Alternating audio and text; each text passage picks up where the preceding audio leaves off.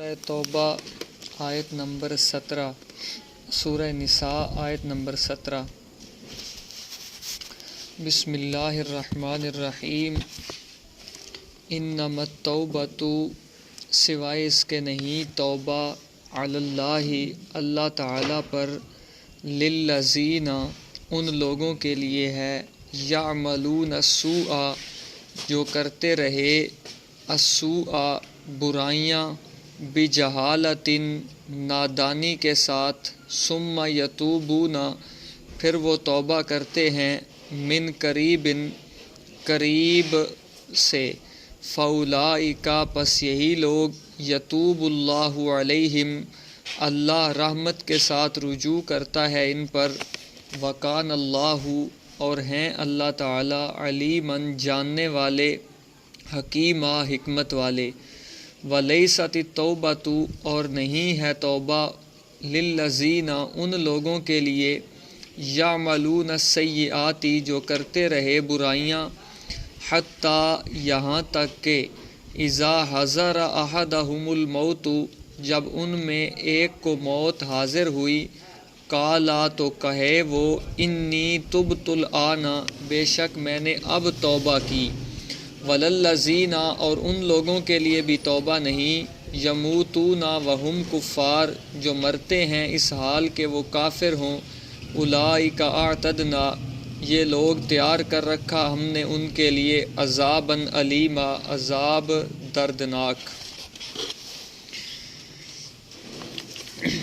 اصلاح معاشرہ کے قوانین بیان ہوئے، اسی مناسبت سے توبہ کی ترغیب اللہ تعالیٰ نے ذکر کی، اور اس سے ماقبل پچھلی آیات میں اصلاح ازواج اور بدکاری کے مسئلہ کا بیان تھا، تو اسی مناسبت سے توبہ کی ترغیب دے دی۔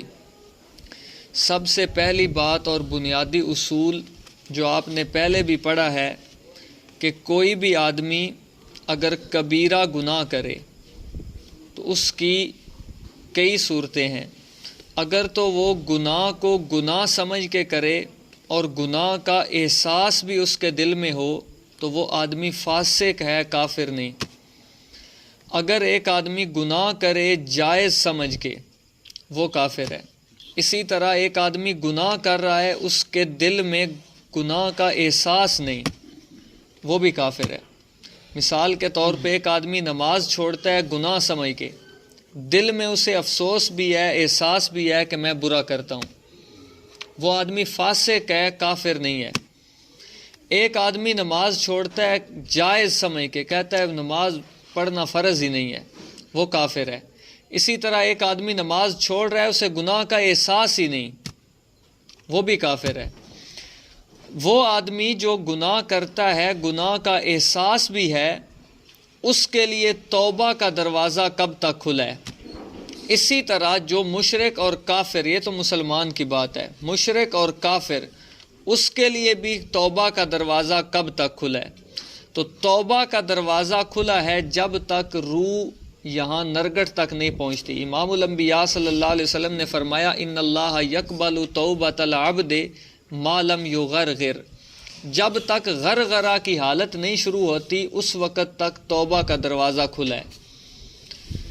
توبہ کا دروازہ ان گناہ گاروں کے لیے جو گناہ کر رہے ہیں گناہ سمجھ کے، ان کے لیے بھی کھلا ہے۔ اللہ کہتے ہیں ان کی توبہ قابل قبول ہے، جو قریب سے توبہ کر لیں۔ قریب کا مطلب روح یہاں پہنچنے سے پہلے پہلے سب قریب ہے۔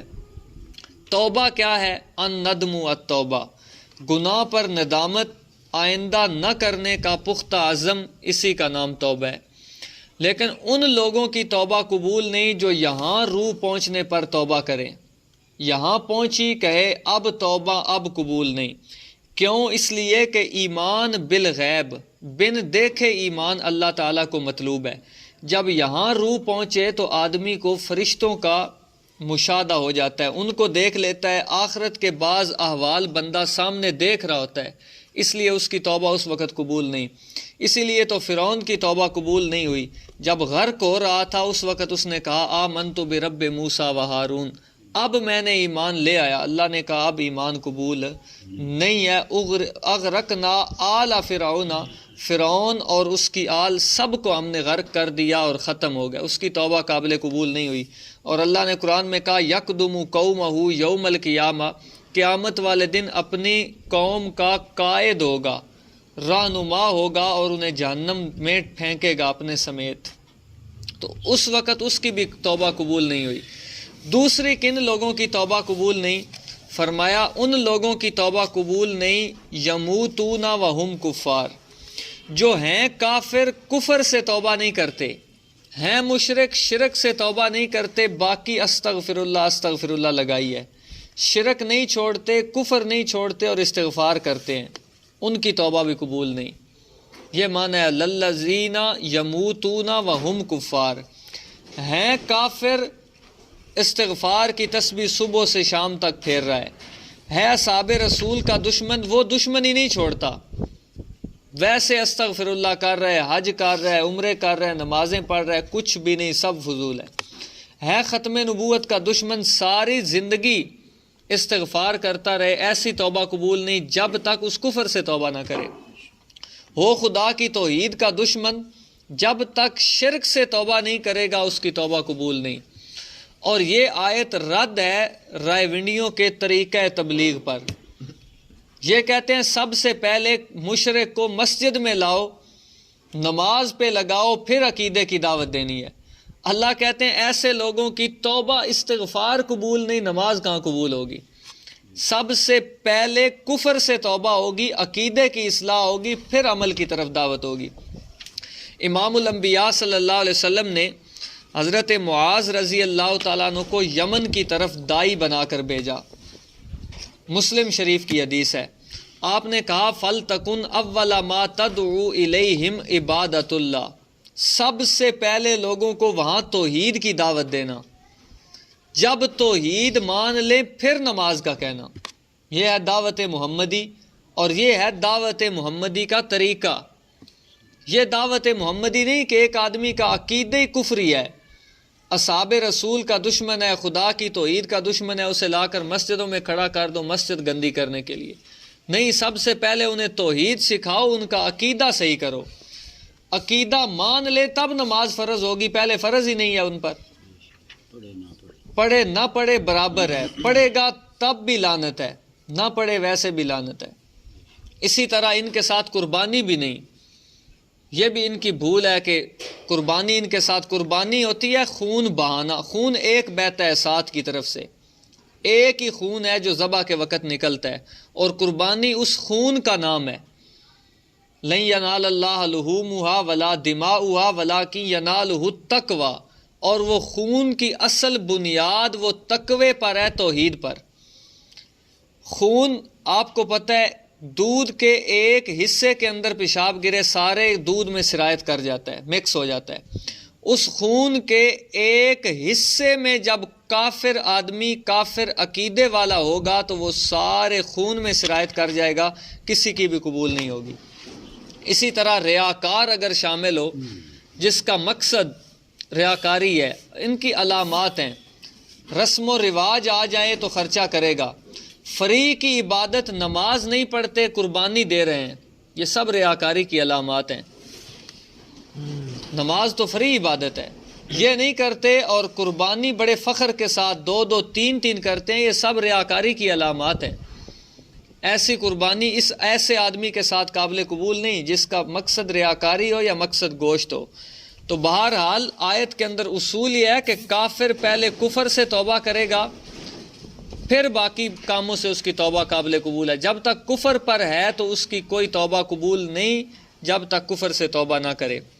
انما التوبۃ، سوائے اس کے نہیں، توبہ علی اللہ، اللہ تعالیٰ پر۔ یہ بھی بات یاد رکھو کہ اللہ تعالیٰ پر توبہ لازم نہیں ہے، بندوں کی توبہ قبول کرنا یہ لازم نہیں، اس نے تفضلاً احساناً اپنے ذمے لے رکھی ہے کہ اگر کوئی مجھ سے معافی مانگے گا میں دے دوں گا۔ لازم نہیں کہ ہم معافی مانگیں وہ دے ہی دے، نہیں، یہ اس کا احسان ہے کہ جو معافی مانگے گا میں اسے دے دوں گا۔ للذین، ان لوگوں کے لیے، یعملون السوء، جو کرتے رہے برائی، بجہالۃ، نادانی میں۔ جہالت دو چیزوں کے مقابلے میں آتی ہے، ایک جہالت علم کے مقابلے میں، عالم ہے جاہل نہیں۔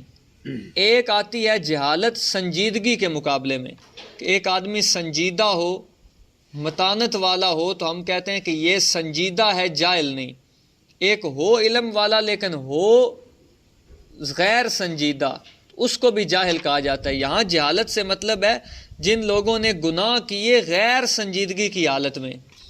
یہ مطلب نہیں کہ لا علمی کی حالت میں گناہ کیے تو ان کی توبہ قبول ہے، جن کو علم تھا پھر گناہ کیے ان کی توبہ قبول نہیں، ایسی بات نہیں۔